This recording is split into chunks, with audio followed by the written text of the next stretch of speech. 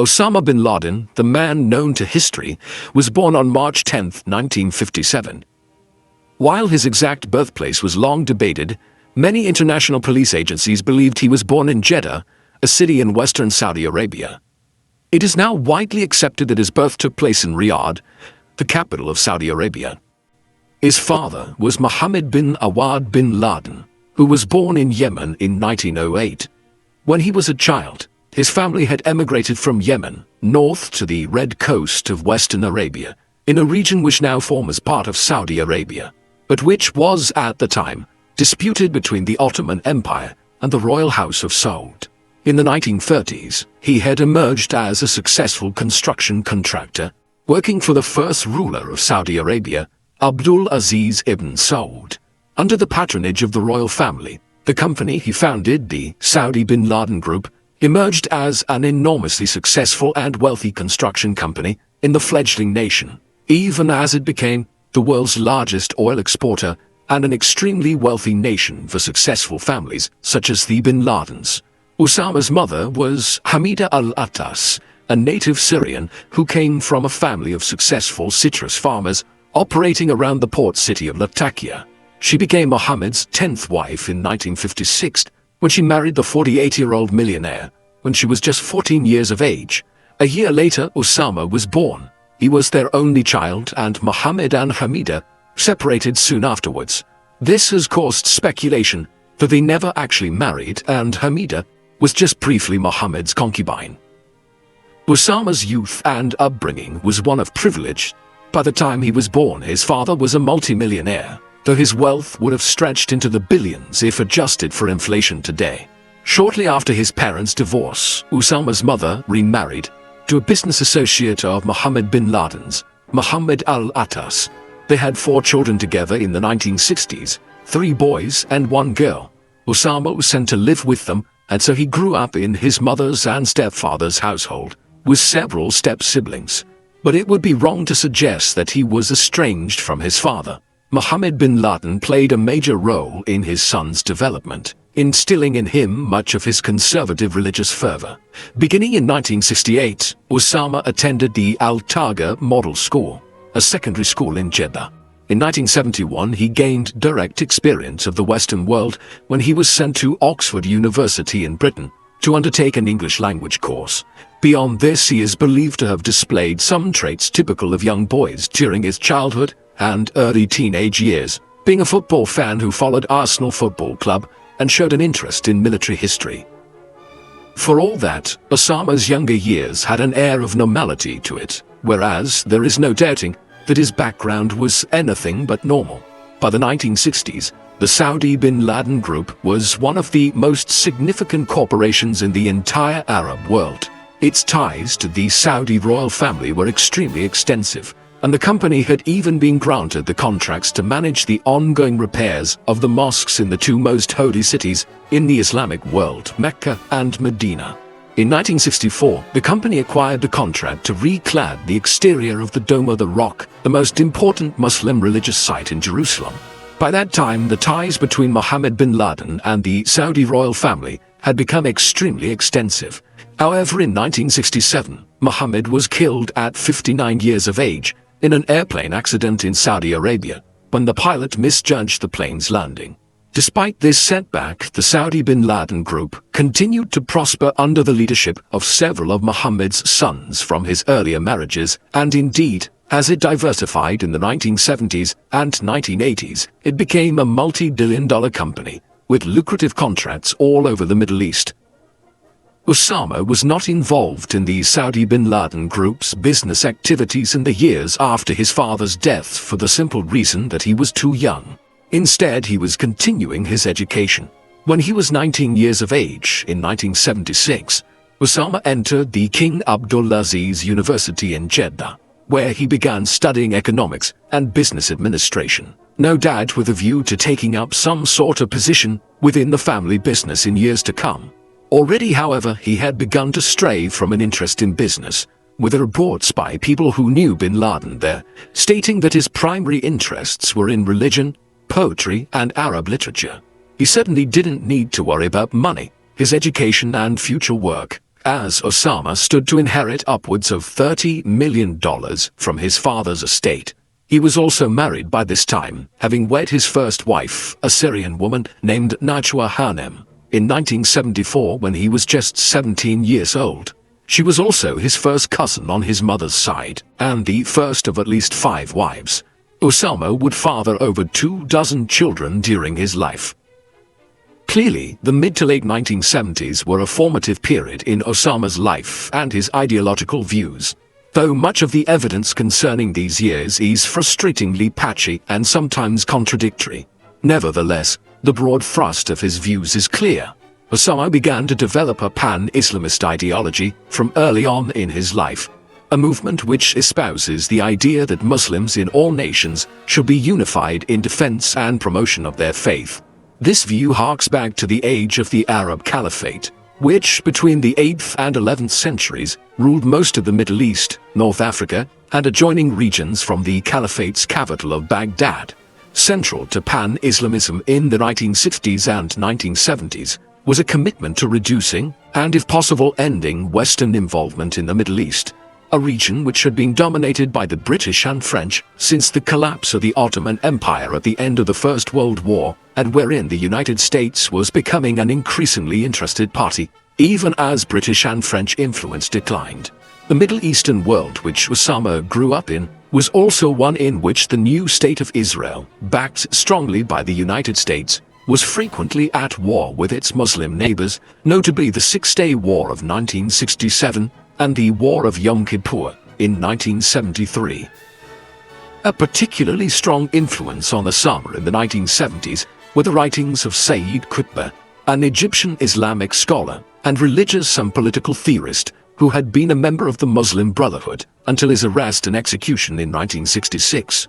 Qutb's extensive writings were widely taught in schools and universities across the Muslim world from the 1940s onwards, and included arguments that Islamic jihad, or struggle against evil, was entirely justifiable in the interests of a new Islamic caliphate, and that Sharia law, the law based on a rigid interpretation of the Quran, should be imposed across all Muslim states.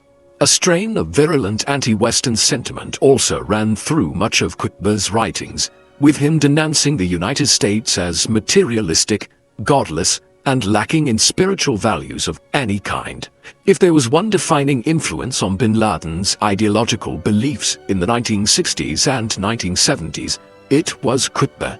Significantly, Qutb's brother Mohammed, who became a passionate promoter of his brother's ideas, was a teacher at Abdulaziz University in Jeddah, while Osama was a student there in the late 1970s. Osama finished his studies at Abdulaziz in 1979. It is unclear if he finished with a degree or not. The timing was significant, as the Islamic world was in turmoil at this moment. Firstly, the Iranian Revolution of 1978 had seen the Western-backed Shah removed from power in Iran, and the creation of a new Islamic state headed by the Ayatollah Ruhollah Khomeini. While this was occurring in Iran, to the northeast in Afghanistan, the country was descending into political chaos. In 1978, the Marxist People's Democratic Party of Afghanistan, or PDPA, had seized power and begun to establish a socialist, non-religious state. The PDPA had long-standing ties with the Soviet Union, and indeed Russia had always had an interest in Afghanistan, dating back to the mid-19th century, when the country had been an important buffer state between Russia and the British presence in India and Pakistan. Yet there is no major evidence that the Soviets were the driving force behind the PDPA's seizure of power in Afghanistan in 1978. However, they did forge close ties with the new Marxist regime in Kabul once it was in control of the country. Thus, once Islamist groups and other opponents of the PDPA began revolts against the new government in the course of 1978 and 1979, the Marxist regime soon called on Moscow for help. Limited support was sent at first, but as the situation for the PDPA continued to deteriorate, the Soviet Union effectively invaded Afghanistan in the final days of December 1979. By early 1980, thousands of Soviet tanks and tens of thousands of soldiers had been deployed as Moscow occupied the main cities of the country. Even before the Soviet invasion of Afghanistan, Bin Laden had traveled to Pakistan very quickly after finishing his studies at King Abdulaziz University. Pakistan played and continues to play a significant role in international jihadist movements of the 20th and early 21st century. Ostensibly, the country has claimed to be opposed to Islamic fundamentalism operating on its soil. But for decades, it has turned a blind eye to this in actuality, in large part because Muslim Pakistan has been involved in a long-running Cold War with its bitter enemy Hindu India. Since the British Raj was split up along religious lines in 1947, Pakistan would play a role in bin Laden's life over the next 3 decades. Once he arrived there in 1979, he quickly came under the wing of Abdullah Azzam, a Palestinian-born jihadist who was an influence on many of the most senior Islamic terrorists of the late 20th century. Azzam encouraged bin Laden shortly afterwards to join the tens of thousands of Muslim men who were heading to Afghanistan to fight against the atheistic Soviet invaders. These individuals became known as mujahideen, a term which translates roughly as one who engages in holy war or jihad. In the early 1980s, bin Laden began using his inherited fortune to recruit and train mujahideen in Pakistan before they headed into the mountainous regions of Afghanistan. Though this financing paled in comparison with the billions of dollars spent by the United States and the Saudi Arabian government in equipping and training anti-Soviet forces in both Afghanistan and Pakistan, which were used as their proxies to fight the Soviet invasion. Moreover, while statements about the extent to which bin Laden was financed and trained himself by American agents at this time have been exaggerated, there is no doubt that he did have some limited contacts with US special forces in the region in the 1980s.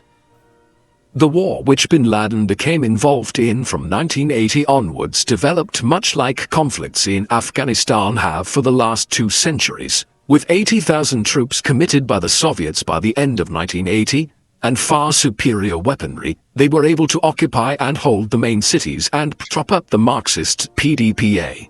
But the Mujahideen groups, of which there were more moderate and fundamentalist branches, were largely in control of the regions outside of the city. The Hindu Kush Mountains, which dominate much of the country, particularly in the east and north, are ideal territory for the waging of guerrilla warfare. And this is exactly the shape the Soviet-Afghan War took on in the 1980s. The fighting became extremely bloody as the Soviets used indiscriminate bombing and destruction of rural villages to try to root out the insurgents. By the mid-1980s, upwards of 4 million people out of Afghanistan's population of 14 million had been displaced, with hundreds of thousands becoming refugees in Pakistan and Iran. While the conflict resulted in at least 500,000 deaths, and perhaps as many as 3 times this amount, it soon became known as the Soviet equivalent of what the Vietnam War had been for America, as the Russians faced an enemy which they could not defeat. Throughout this period, bin Laden was a major figure in the Mujahideen movement in Afghanistan. At first he had begun supplying goods to the fighters in the country, and also facilitating the movement of individuals who wanted to take up arms against the Soviets from his native Saudi Arabia to Pakistan, where they were trained and equipped before they were sent north. Throughout these years, bin Laden moved between Pakistan and the Mujahideen strongholds in the mountains of the Hindu Kush. In 1984, he and his mentor Abdullah Azzam established Maktab al-Hidamat, an organization which aimed to raise funds from both within the Arab world and the Western world to continue fighting the war against the Soviets. This funding was then used to purchase weapons and train Mujahideen. By 1986, the network had trained hundreds of fighters who were based in eastern Afghanistan at bin Laden's base, known as Al-Masada, the Lion's Den. These led the Mujahideen action against the Soviets and the Marxist regime at the Battle of Jirji in the late spring and early summer of 1987. The battle was ultimately of little strategic significance in the wider war, but it gained bin Laden a significant reputation amongst the Mujahideen and within the wider Arab world, in part owing to the reports on the battle produced by an emerging Saudi journalist by the name of Jamal Khashoggi, with whom bin Laden was associated but who held very different political religious views to him. The establishment of Maktab al-Hilamat was significant in the 1980s, as it laid the groundwork for the jihadist movement, with which bin Laden has become synonymous. As the war in Afghanistan headed towards inexorable defeat for the Soviets and the Marxist regime, which they'd propped up in the late 1980s, thoughts turned to the future of the organization. Some members wanted it to remain a moderate entity, which continued the initiative against the Soviets, but bin Laden, Abdullah Azzam and the others would oppose to this and believed that Maktab al-Hidamat should be transformed into a larger organization which would seek to continue the expulsion of non-Arab powers from the Arab and Muslim world. Ultimately, this more extremist wing of the movement resulted in bin Laden and Azzam establishing a new organization in 1988 known as Al-Qaeda, meaning the base or the foundation. In time, it would become the largest jihadist organization in the world and is notorious around the world as such today. Al-Qaeda's goal from its inception was to begin waging holy war or jihad against non-Muslims anywhere in the traditional Muslim world. That is, the Middle East, Lower Central Asia, the Maghreb in North Africa, and also more peripheral parts of the Muslim world, such as Somalia, Mali and Nigeria, Sub-Saharan Africa, and Muslim regions further to the east, in Indonesia and elsewhere. Much of its ideological framework centered on removing American influence from the Middle East, and also destroying the State of Israel, which it perceived as a Western enclave in the Levant. Over time, the group began to believe it needed to incite a major war against the United States in order to radicalize the Muslim world against the kafir, or non-Muslims, because the organizations could not hope to engage in outright conflict early on. Its modus operandi during its early years would be terrorist tactics. Additionally, Al-Qaeda viewed moderate Muslims as having wavered from traditional Islam, and it wished to establish a rigid form of Islamic rule across the Muslim world, one based on Sharia law and a literal interpretation of the Quran. By the time Al-Qaeda was established in 1988, the war in Afghanistan was winding down already.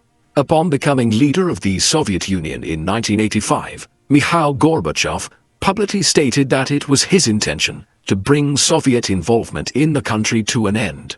But much like it took America years to fully extricate itself from Vietnam, the Soviets could not pull out overnight. Indeed, in the short term, there was a significant increase in the number of Soviet troops on the ground in Afghanistan, as Moscow attempted to win the war quickly through a troop surge. This did not meet with success, as Ronald Reagan's administration continued to send significant amounts of military and financial aid to the Mujahideen. Indeed, once they are equipped with Stinger missiles to shoot down Soviet helicopters, the Mujahideen guerrilla war entered a period of unprecedented success for the insurgents. Eventually, peace accords were signed by the Afghan government, the Soviet Union, the US, and Pakistan in 1988, and in 1989, the last Soviet troops were withdrawn. In the years that followed, the Marxist regime began to lose ever greater amounts of ground to the Mujahideen groups, and eventually collapsed in 1992. But no sooner was the communist regime out of the way than the various Mujahideen groups turned on each other. 4 years of civil war would follow before one group known as the Taliban emerged victorious in 1996, though they would never acquire complete control of the country, and indeed much of the north was held into the late 1990s and early 2000s by the Northern Alliance. In the aftermath of the Soviet-Afghan War, bin Laden initially returned to his native Saudi Arabia in 1989. He received a hero's welcome for his role in having helped to oust the Russians from Afghanistan. Back in the Arabian Peninsula, he began working with the Saudi bin Laden Group, his father's business, in an effort to leverage its economic might and business ties to help grow Al-Qaeda. In tandem, he began meeting with other leading members of the Islamic jihadist movement in Egypt and elsewhere. During this time, relations between bin Laden and the Saudi government began to deteriorate. Bin Laden was bent on developing an ever more confrontational path against non-Muslims, while the Saudi government continued to foster its position as a key American ally in the Middle East. A point of conflict which arose between bin Laden and the Saudi regime was over the South Yemen civil war. Bin Laden wished for Saudi Arabia to intervene directly to oust the Soviet-backed Yemeni Socialist Party, but the royal government in Riyadh blocked his efforts to do so. Another issue involving another neighbor of Saudi Arabia was soon to cause friction between bin Laden and the Saudi government in ways which would ultimately sever relations between him and the Saudi royal family. On the 2nd of August 1990, Saddam Hussein, the dictator of Iraq, who had spent much of the 1980s fighting a war against Iran, in which he was heavily supported by the United States, invaded the small Gulf state of Kuwait, one of the richest nations per capita on earth, and one which Iraq owed billions of dollars to, which it had borrowed to finance its war against Iran in the 1980s. The invasion, which saw the small city-state conquered within 2 days, caused international uproar, and within weeks the United States was building a coalition of military allies to launch a counter-invasion of Iraq, one which included Britain, France, Germany, and dozens of other countries. It was also supported by several Arab and Muslim countries, notably Egypt, Syria, and Saudi Arabia. By the autumn of 1990, as negotiations to find a peaceful settlement were still underway, American troops began traveling to the Middle East for a military buildup. They headed primarily for Saudi Arabia, which was to be used as the staging post for the liberation of Kuwait and the attack on Iraq if negotiations failed.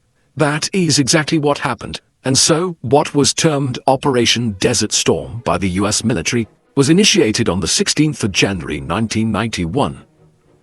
Bin Laden was outraged from the very beginning of the military buildup as the Saudi government agreed to a proposal by the US Secretary of Defense Dick Cheney that America should intervene to prevent any extension of Iraq's aggression into Saudi Arabia. In response to this, Bin Laden organized a meeting with the Saudi ruler King Fahd and requested that the country should prohibit American troops from assembling in Saudi Arabia, and that he would use his own Arab Legion, formed in Afghanistan during the war, to defend the Saudi border against any Iraqi incursion. This offer was spurned, and the US and coalition troop buildup intensified in the weeks that followed.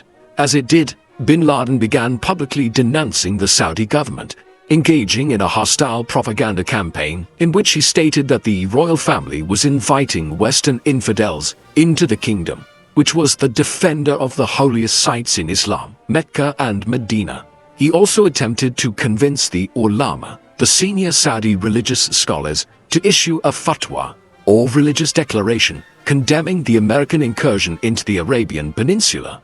All of this combined to cause a fatal breach between bin Laden and the Saudi government, and in 1991, they expelled him from the country. Meanwhile, Operation Desert Storm had resulted in the swift defeat of Iraq and the liberation of Kuwait in the spring of 1991. Rather than try to pursue regime change, the US left Saddam Hussein in charge, pulled his troops out of the region, and imposed crippling sanctions on Iraq. Following his expulsion from Saudi Arabia in 1991, Bin Laden headed for Sudan, settling there in 1992. In 1989, Colonel Omar al-Bashir had seized power in a largely bloodless military coup. He quickly implemented a form of Sharia law across Sudan, making the country a suitable haven for bin Laden to continue his activities from. The Saudi Mujahideen was invited to Sudan personally by Hassan al-Turabi, the Speaker of the Sudanese National Assembly and the second most powerful figure within Sudan, next to al-Bashir. Here bin Laden was soon established in his own well-defended compound, with his followers within al-Qaeda defending the site with advanced weaponry. New training bases for Mujahideen were established near the capital of Khartoum, and bin Laden had a manor in the city.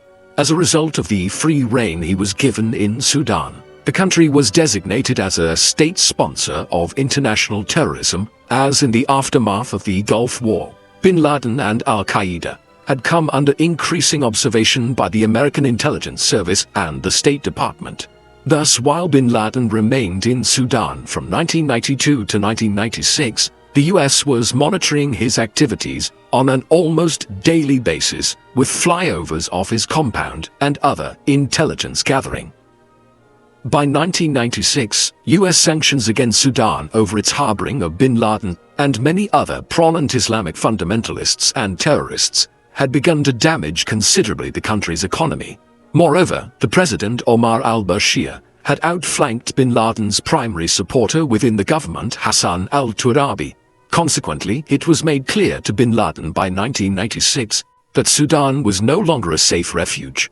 As a result of the expulsion, he headed that year back to Afghanistan, where the Taliban had just cemented its control over much of the country. There he became the personal guest of Mullah Muhammad Omar, the first leader of the Taliban government after seizing power. He quickly issued a declaration of war against the United States in August 1996 through various Islamic media channels, arguing that the US had occupied Saudi Arabia through its military bases since 1990, and that it was the principal supporter of Israel in the region. It has been speculated that bin Laden's actions in 1996 were owing to the loss of much of his wealth from his family background when he left Sudan, and that the expulsion order served to radicalize bin Laden further and set him on a path of all-out war with the government of the United States, the sanctions of which against Sudan had pressured the Sudanese government into the stance it took. From his return to Afghanistan in 1996 onwards, bin Laden and al-Qaeda were wholly committed to confrontational terrorist actions towards the United States in particular. These had always been a part of the organization's modus operandi. As early as 1990, the Federal Bureau of Investigation had raided the home of al-Said Nasser, an al-Qaeda affiliate in New Jersey, where they had discovered documents concerning plans to blow up skyscrapers in New York City. In 1993, a truck bomb was detonated outside the North Tower of the World Trade Center in Manhattan. The leader of the attack was Ramzi Yousef, another known affiliate of al-Qaeda who had trained in one of their camps in Afghanistan in the late 1980s. In 1992, bin Laden had financed and organized the bombing of the Gold Mihor Hotel in the city of Aden in Yemen. It is also widely believed that al-Qaeda was involved in the Luxor massacre of November 1997, when 62 individuals, most of them Western tourists, were killed in the Egyptian city near the Valley of the Kings by 6 Islamic fundamentalist gunmen. Thus, by the second half of the 1990s, al-Qaeda was stepping up its attacks on Western targets through terrorist methods. These attacks soon escalated even further. On the 7th of August 1998, simultaneous truck bombings occurred in the cities of Dar es Salaam, the capital of Tanzania, and the capital of Kenya, Nairobi. There was no doubt which nation the symbolic target of these attacks was, as the bombs were detonated outside the United States embassies in the 2 capital cities. These were complex terrorist attacks. For instance, the bombing in Nairobi involved 500 cylinders of TNT, while the Dar es Salaam bombing was undertaken with 2 2,000-pound bombs. Ammonium nitrate fertilizer was used to pack and direct the blast so that it caused maximum damage to the embassies.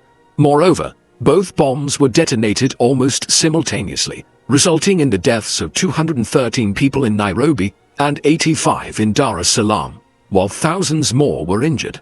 There is no doubt also that bin Laden and al-Qaeda were responsible, and in the immediate aftermath of the bombings, bin Laden was placed on the FBI's 10 most wanted individuals list. It also brought al-Qaeda to the attention of all intelligence services in the Western world, though unfortunately the risk which was posed by the terrorist organization was still not fully grasped. In the aftermath of the US embassy's bombings, bin Laden continued to escalate his rhetoric against the United States. His grievances were multifarious, including US support for Israel and for a number of regimes who were persecuting Muslims within their borders, notably Russia's crackdown on Chechnya, the Philippine government's attacks on the Muslim Moro population of the Southern Islands, and India's oppression of Muslims in the Kashmir region in the north of the country. However, his foremost complaint was with the presence of American troops in the Arabian Peninsula and their proximity to the holiest places of Islam, Mecca and Medina. In 1998, al-Qaeda stated that, quote, "For 7 years the United States has been occupying the lands of Islam in the holiest of places." Thus, after the already sizable attacks on the US embassies, bin Laden and al-Qaeda turned their attention to an even more substantial attack, this time on American soil. Remarkably, they decided to target the World Trade Center in New York City, which associates of Al-Qaeda had already tried to attack with a truck bomb back in 1993. The second attempt would be more devastating. Late in 1998 or early 1999, bin Laden gave his approval to the World Trade Center initiative, which had first been proposed by an Al-Qaeda affiliate, Khalid Sheikh Mohammed, in 1996. The remainder of 1999 saw potential candidates to carry out the attacks being screened in Afghanistan. A prerequisite for the leaders were that they needed to be able to speak English and be familiar with living in Western society for a time. A number of individuals such as Mohammed Atta, Marwan al-Sheikhi, and Ziad Jarrah were quickly selected. Another one, Hani Hanjour, was picked once it was realized that he had a commercial pilot's license and was a skilled airplane pilot. By 2000, 19 individuals had been selected and were being established in terrorist cells in the United States, operating in Arizona, Florida, and California. Final targets were selected in early 2001, with the intention being to hijack a number of commercial airline planes and fly them into buildings in suicide terrorist attacks. The Twin Towers, the two central buildings of the World Trade Center, were the primary targets, while the Pentagon in Virginia was also a target. It is also believed there were plans to fly a fourth plane into the U.S. Capitol building, the seat of government in Washington, D.C. With the plan in place and terrorist cells in position in the U.S. to carry it out, a date was fixed for the simultaneous attacks. The date chosen was the 11th of September 2001. It is a popular belief that this date was chosen as September is the 9th month of the year, and the date when written out using the American dating system comes out as 9/11, the same number used for emergency call services in the United States. However, it seems more likely that bin Laden chose the 11th of September, as it was the day in 1683 that John Sobieski III, the King of Poland, arrived at Vienna, the capital of Austria, which was under siege by the Turkish Ottoman Empire. The siege was broken by Sobieski, marking the conclusion of Ottoman expansion in southern Europe. Prior to it, the Christian world had been under pressure for centuries from Muslim expansion in the Eastern Mediterranean and the Balkans. But after the siege of Vienna, the Christian Western powers began to encroach into the Muslim world. Bin Laden chose this symbolic date as a statement that these attacks on the United States by Al-Qaeda in 2001 would mark a new turning of the tide back in favor of Islam. On the morning of the 11th of September 2001, the 19 hijackers operating in independent cells began to implement their orders. 5 hijackers boarded American Airlines Flight 11, which was scheduled to fly out of Logan International Airport in Boston at 7:59 a.m., bound for Los Angeles International Airport. 5 others boarded United Airlines 175, which was making the same journey from Logan to Los Angeles. That plane took off from the runway in Boston 15 minutes after American Airlines Flight 11. Meanwhile, 6 minutes later, at 8:20 a.m., American Airlines Flight 77 took off from Washington Dulles International Airport in Virginia, not far from Washington, D.C. 5 hijackers were also on board. Finally, 22 minutes after this, at 8:42 a.m., a fourth plane, United Airlines Flight 93, departed from Newark International Airport in New Jersey, bound for San Francisco. There were just 4 hijackers on this plane. What followed was a day of infamy. Within minutes of becoming airborne, the hijackers on all 4 planes were moving to take over the aircrafts. As a result, at 8:46 a.m., American Airlines Flight 11 crashed into the North Tower of the World Trade Center, traveling at a speed of approximately 750 kilometers per hour. While people all over Manhattan wondered if this could have been an accident, United Airlines Flight 175 was changing direction in the skies. At 9:03 a.m., 17 minutes after the first plane had hit the North Tower, it crashed into the South Tower at a speed of 800 kilometers per hour. Just over a half an hour later, American Airlines Flight 77 hit the west wall of the Pentagon in Virginia. Only United Airlines Flight 93 missed its target as it crashed into a field in Pennsylvania, while the passengers were attempting to wrest control of it from the hijackers. The plane crashes were only the beginning of the carnage. When the planes struck the Twin Towers, well over 10,000 people were already inside beginning their day's work, with the elevators crippled by the damage from the initial impact and fires devastating the upper floors. The evacuation efforts could only proceed at a moderate pace, as people had to head down dozens of staircases. The upper stories where the planes had hit were turned into an inferno, and within minutes, many of those who were still alive were jumping to their deaths. The South Tower, which had been hit second, collapsed at 9:59 a.m. It was followed 29 minutes later by the North Tower. In total, it is believed that 2,606 people lost their lives in the towers and on the ground, along with 147 passengers and crew on the two planes. The damage at the Pentagon was less severe, but even here 125 died on the ground, along with 59 crew and passengers. The 40 crew and passengers on United Airlines Flight 93 all lost their lives.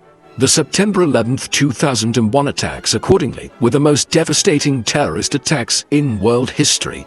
Moreover, because media outlets had begun covering the story within minutes around the world, and footage of the planes striking the towers was soon available, the psychological impact of the attacks was unparalleled as an act of terrorism. At first, bin Laden denied having been involved in planning the 9/11 attacks on the United States. On the 16th of September, a statement was made by him, which was subsequently broadcast by Al Jazeera, in which he denied responsibility. However, in the months and years that followed, a growing amount of evidence was produced to substantiate an American intelligence service's claim that he and Al-Qaeda had orchestrated the attacks. In 2004, Al Jazeera released a new video from him in which he unequivocally stated that he had been responsible for directing the 19 hijackers who boarded the 4 planes on the 11th of September 2001. This was supplemented by further admissions in 2006 and the surfacing of video footage in which Osama was seen conversing with some of the hijackers in the period leading up to the attacks. In the course of these, it was also stated by bin Laden that his purpose in targeting the Twin Towers was to seek symbolic revenge for the destruction of numerous towers and multi-story buildings in Beirut in 1982 during the Israeli invasion of Lebanon. At the time of the 9/11 attacks, bin Laden was believed to be hiding in the White Mountains to the south of the Hindu Kush in Afghanistan, in the east of the country near the border with Pakistan. The administration of the U.S. President George W. Bush moved quickly to pass a joint congressional resolution on the 18th of September 2001, authorizing the use of force against those who were deemed to be responsible for the 9/11 attacks, as the Taliban regime in Afghanistan had sheltered bin Laden and Al-Qaeda since 1996 and refused to hand him over to American authorities. The regime as a whole was deemed to be a target. American and British aircraft consequently began bombing strategic targets in Afghanistan. On the 7th of October 2001, ties were established with the Northern Alliance, which held parts of the north of the country against the Taliban. In tandem, U.S. special operatives had been inserted into the country in small numbers as early as late September. But it was not until the 19th of October that the principal land invasion began, as American troops, with allied contingents from dozens of other nations, began entering Afghanistan in large numbers. The war in Afghanistan resulted in a swift initial victory for the United States and its allies. By early November, American forces had encircled the capital Kabul. An airstrike on the city on the 12th of November succeeded in killing one of bin Laden's closest allies, the number 3 figure within Al-Qaeda, Mohammed Atef. The following day, Northern Alliance and U.S. troops began entering the city as the Taliban either fled into the mountains or towards the southern city of Kandahar. It was in the latter city that the Taliban made their last major stand in late November. The remaining forces there surrendered in early December, ostensibly bringing the war to an end. It was also in early December that a new interim administration was established with Hamid Karzai as the first president of a new Afghanistan. However, this initial victory was effectively a false dawn, and Afghanistan would soon be riddled with insurgent revolts, which the US would never be able to defeat. The invasion of Afghanistan had also failed to bring bin Laden to justice. The US, though, had come tantalizingly close. Just as Kandahar was falling to the west, a group of several hundred Allied fighters, including 70 US Special Forces and dozens of other special operatives, along with a few hundred Northern Alliance fighters, conducted a campaign in the Tora Bora cave complex in the White Mountains, where bin Laden and many other al-Qaeda members were believed to be hiding.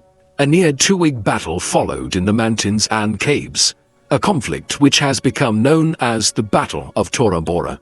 American intelligence services believe bin Laden was present during these clashes, but that he escaped as the Allied military presence was insufficient to apprehend him.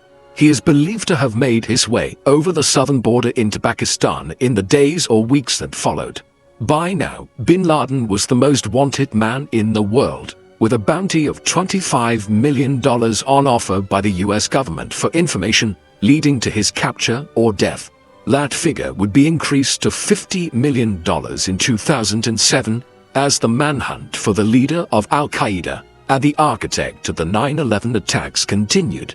However, bin Laden and al-Qaeda would pose a threat to America and the Western world for many years to come. Bin Laden's whereabouts in the years following his escape from Afghanistan in the winter of 2001 have been a matter of widespread speculation. By this time, he was the world's most wanted man and well known all over the world. As such, his movements were secretive, and even the US intelligence services today can only patch together some of his whereabouts during the 2000s. Evidently, he, along with many other senior al-Qaeda affiliates, spent the vast majority of these years in Pakistan. His presence here was not officially tolerated by the Pakistani government. Successive regimes in the capital Islamabad had been effectively supporters of Islamic terrorist organizations over the years. But in bin Laden's case, it was not possible for them to approve of his presence on Pakistani soil. Nevertheless, a light-touch approach to apprehending bin Laden, even when it was clear that he was in hiding in the country, was adopted. One which meant that the US intelligence services had to try to locate the terrorist leader within the country, with lukewarm support from the Pakistani security services at best. For much of the time after his initial flight from Afghanistan, he is believed to have been in Waziristan, the mountainous region of northern Pakistan, near the Afghan border. Reports in the second half of the 2000s sometimes placed him as having moved over the western border to Iran. But these were probably spurious, and the reality is that bin Laden and al-Qaeda were able to live in Pakistan, largely unharassed, and in some comfort for years, with the tacit support of powerful elements within Pakistan's politics and security services. During this time, bin Laden and al-Qaeda continued to organize terrorist activities throughout the wider Muslim world. Attacks on the United States became much more difficult in the aftermath of 9/11 as a massive security apparatus was put in place in American airports and other locations. However, there was no shortage of Western targets now in the Middle East. Firstly, Afghanistan had been occupied by American, British and other Allied troops in late 2001. And they would remain there in one form or another for the next 20 years. But the more intense Western presence was soon to be found in Iraq. Following the initial victory over the Taliban in Afghanistan, the administration of President George W. Bush in the US began making it clear that it intended to engage in further regime change in the Middle East, targeting states which it deemed to be supporters of terrorism. The regime of Saddam Hussein in Iraq, who had clung on to power following the Gulf War, was a noted priority. This policy would not meet with as much support from America's allies as the invasion of Afghanistan, with countries like France arguing that the Bush administration was now using the 9/11 attacks as a smokescreen for regime change in oil-producing countries, and a form of US neo-imperialism in the region. Despite these reservations, the US and Britain, with several other smaller allied nations, invaded Iraq in March 2003, claiming that Hussein's regime was trying to obtain weapons of mass destruction and was a supporter of bin Laden's. Bin Laden had often cited the crippling economic sanctions which the US had imposed on Iraq following the Gulf War as one of his grievances against America. But there is no substantive evidence to show that the Hussein regime had ever materially supported bin Laden in any significant manner. The invasion proceeded much as it had in Afghanistan. A swift victory was won over the Ba'athist regime of Saddam Hussein, and within 2 months, President Bush announced US victory in the war. But it was not so simple, and as in Afghanistan, a vicious counterinsurgency campaign began in the summer of 2003 and lasted for years as many elements within Iraq tried to remove US forces from the country. Bin Laden and Al-Qaeda were involved in this internecine conflict. Their methods focused on trying to sow divisions between the Sunni Muslim minority and the Shiite Muslim majority in an effort to foment a civil war across Iraq. Traditional terrorist methods were employed, such as the bombing of the Al-Askari shrine in the city of Samarra on the 22nd of February 2006. While this action did not result in widespread loss of human life, it did see the destruction of one of the holiest places in Iraq for Shiite Muslims and triggered days of sectarian violence in Baghdad and elsewhere, in which at least 1,000 people lost their lives. Eventually, by the late 2000s, the war in Iraq began to stabilize as a significant American troop surge in 2007, combined with political reforms, served to quell the worst of the violence. Nevertheless, Al-Qaeda continued their campaign, and from Pakistan, Bin Laden sanctioned bombings in Baghdad and a suicide bombing on the Shiite Imam Hussein shrine in the city of Karbala in March 2008. Which resulted in 42 deaths and the injuring of dozens of others. Meanwhile, back in Pakistan, Bin Laden had moved into a new purpose-built compound in the city of Abbottabad in northern Pakistan. Construction on this had evidently begun shortly after Bin Laden arrived in the country at the beginning of 2002, and it was completed in 2005. The compound was laid out on a 38,000 square foot estate and was surrounded by a concrete perimeter fence up to 5.5 meters high and topped with barbed wire. There were few windows here and many screens to block vision of the interior, including a screen on a third-floor balcony tall enough to ensure privacy there for Bin Laden, who was 6'4" tall. It is hard to believe the authorities could have failed to recognize how unusual the new property was. And it was clearly built with security in mind. Bin Laden was probably living there from 2006 onwards with some of his wives, children and followers in a city not far from the Pakistan capital Islamabad. While Bin Laden's compound shelters him in Pakistan for many years, eventually his over-reliance on it would be his undoing. In 2009, US intelligence services determined that Abu Ahmad al-Kuwaiti, a close confidant of Bin Laden's, who is believed to have been with him at the Battle of Tora Bora in December 2001, when the terrorist leader narrowly avoided apprehension by the US, had begun to work as a trusted courier and messenger for Bin Laden while he was in hiding in Pakistan. In 2009, the CIA determined that al-Kuwaiti was living in Abbottabad.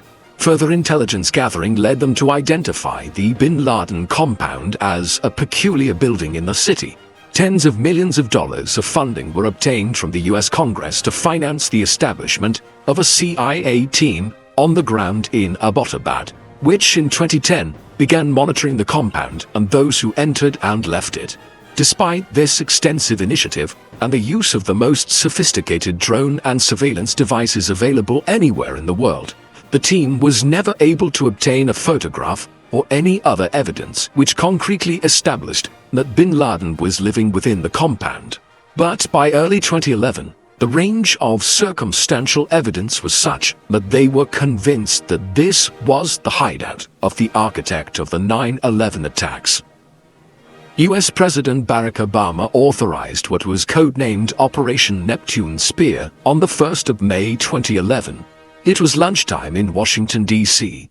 But only half an hour later, at nearly 11 p.m. at night in Afghanistan, 2 Black Hawk helicopters carrying 24 Navy SEALs took off from an American airbase in Afghanistan and flew over the border to Pakistan. Just over an hour and a half later, at what was midnight in Pakistan, on the 2nd of May, the helicopters landed in the compound at Abbottabad. One of the helicopters crashed during the landing, but none of the Navy SEALs were injured. Fighting commenced as soon as they landed, with a brief firefight with some of Bin Laden's followers. Then the Navy SEALs proceeded into the main compound. Back in Washington, D.C., President Obama and senior government and defense officials watched live footage of the raid from the Situation Room in the White House. On the second floor, the Navy SEALs encountered and shot one of bin Laden's many adult sons, as well as another follower, Abu Ahmed al-Kuwaiti, whose presence in Abbottabad had first suggested to security services that bin Laden might be sheltering in the city. Then, as they headed upstairs again, they found bin Laden on the third floor. Their orders were to kill rather than apprehend the al-Qaeda leader.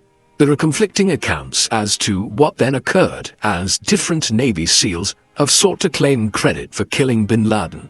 But it seems most likely that it was Matt Bissonnette who shot bin Laden at 39 minutes past midnight local time, in the body and head, in the doorway of his bedroom. And he then staggered backwards into the room and fell to the floor, dead. Bin Laden was found to have €500 and 2 mobile phones sewn into his robes, no doubt for use if he found himself fleeing an attack on the compound, such as the one which led to his death. It was a rather pathetic demise. A decision had been taken in advance that bin Laden's body would be disposed of quickly, somewhere where his resting place would never be identified, and turned into a shrine for Islamic fundamentalists and jihadists. Thus, shortly after he was killed and the compound was fully secured, the Navy SEALs placed the al-Qaeda leader's corpse in a body bag and then brought it out to the helicopter that was still intact.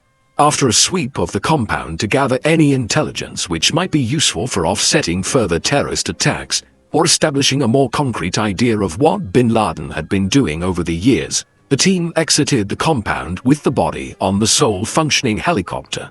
A backup helicopter was called in to collect some of the remaining Navy SEALs. By 8 p.m. back in Washington, it had been confirmed that the body was that of bin Laden. President Obama addressed the nation a few hours later to announce news of the raid's success. As he was doing so, bin Laden's body was being taken out to some undisclosed location at sea and was disposed of there, weighted down with iron chains and rocks to ensure it sank to the seafloor. This was done within 24 hours of his death to comply with Islamic tradition. Sadly, the death of Osama bin Laden did not lead to any reduction in the threats which Islamic fundamentalists and jihadists posed to the Western world, or indeed to most Muslims in the Islamic world.